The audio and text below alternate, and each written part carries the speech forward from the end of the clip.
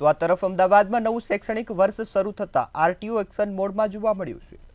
અમદાવાદમાં નવું શૈક્ષણિક વર્ષ શરૂ થતાં જ આરટીઓ એક્શન મોડમાં જોવા મળ્યું છે, જેમાં નિયમ ભંગ કરનારને ₹3 લાખનો દંડ ફટકારવામાં આવ્યો છે।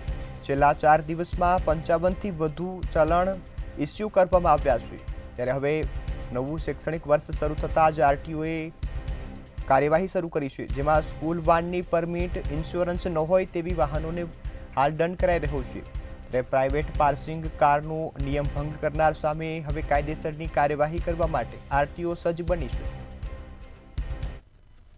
સ્કૂલનું તે બાબતે અગાઉ તમામ જેટલા પણ ટેક્સી વાહનો છે અને સ્કૂલ વાહન રિક્ષાઓ છે, જેટલા બી ગાડીઓ છે, તમામને અગાઉ જાણ કરવામાં આવી હતી કે આપની પરમિટ સમયસર લેવા બાબતે અને ઇન્સ્યોરન્સ બાબતે, જેનું હાલમાં સતત ચાલુ થયા બાદ તપાસ ચાલુ થઈ ગઈ છે।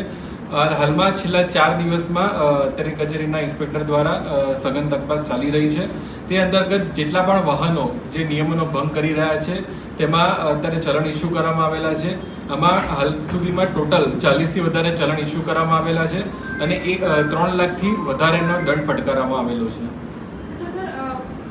ઘણી બધી સ્કૂલ વાન ઓટો રિક્ષામાં એવું હોય છે કે જેટલા નિયત વિદ્યાર્થીઓ હોય એના કરતાં વધારે બેસાડવામાં આવતા હોય છે। આ પ્રકારના પગલાં એ લોકોની સામે લેવાય છે।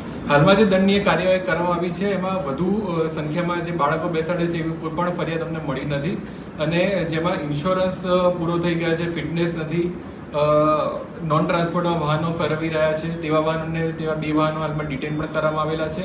આ ઉપરાંત ટોટલ પરમિટના 15થી વધારે કેસ છે, ફિટનેસ વગરના જે વાહનો ચાલી રહ્યા છે તેના બી 12થી વધારે કેસ છે, લાયસન્સ વગરના અમે 1-2 ડ્રાઈવરો પકડાયા છે, એમાં પણ 7થી વધારે કેસ કરવામાં આવેલા છે।